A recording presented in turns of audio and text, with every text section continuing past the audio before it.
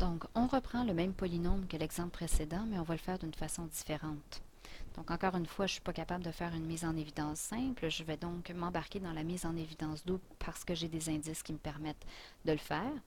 Ce que je vais faire, donc, c'est séparer mon terme en deux. Évidemment, quand je le sépare, il faut toujours que je respecte la logique du polynôme que j'ai. Je refais la même chose que tantôt avec les deux premiers termes. Ça, je suis capable de mettre une parenthèse et me dire je vais travailler ces deux termes-là en faisant une mise en évidence simple sans problème. Pour ce qui est des deux termes qui sont les suivants, bien là, je me retrouve à avoir, dans le fond, un moins 9xy plus 12y. En somme, ce qu'on comprend, c'est qu'il s'agit de l'addition d'un terme négatif. Donc, si je additionne un terme négatif, je vais pouvoir, en séparant, mettre mon signe d'addition et rentrer mon négatif ici, dans la parenthèse. Ce que ça me permet de faire, encore une fois, c'est de séparer mon polynôme en deux parties. Et puis, ce qui était une soustraction, dans le fond, qui est l'addition d'un terme négatif, je l'ai rentré à l'intérieur de la parenthèse. Ma première mise en évidence se fait simplement, sans chichi ni tracas. Mais pour la deuxième mise en évidence ici, donc je conserve mon plus, je recherche les termes qui sont communs et ce que j'ai comme terme commun, c'est 3 et y. J'ouvre la parenthèse que j'ai ici et qu'est-ce que je multiplie par 3y pour obtenir moins 9xy? Il s'agit de moins 3x. Donc, faire bien attention de conserver le négatif qui est ici. Par contre, ici, c'est positif et je le multiplie par quelque chose de positif. Je peux donc mettre le plus 4 ici. À partir d'ici, j'ai fait ma première mise en évidence. Maintenant, je me retrouve à avoir un binôme.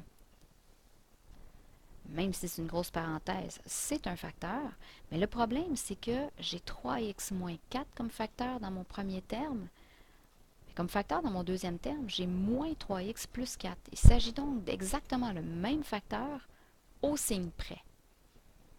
Donc, comment je peux faire pour régler ce problème-là et me retrouver à avoir exactement le même facteur que celui-ci? On va regarder ça de plus près.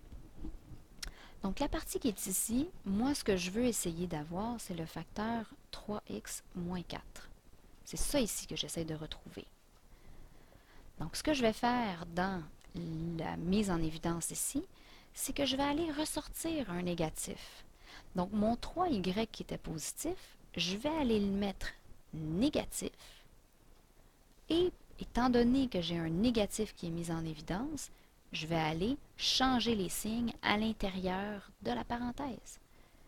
Ça va me donner exactement la même chose, sauf que plutôt qu'avoir un moins ici, je vais me retrouver à avoir un plus, mais comme j'ai mis un moins en évidence, le plus qui est ici, je vais devoir le changer pour que ça vaille la même affaire que ça.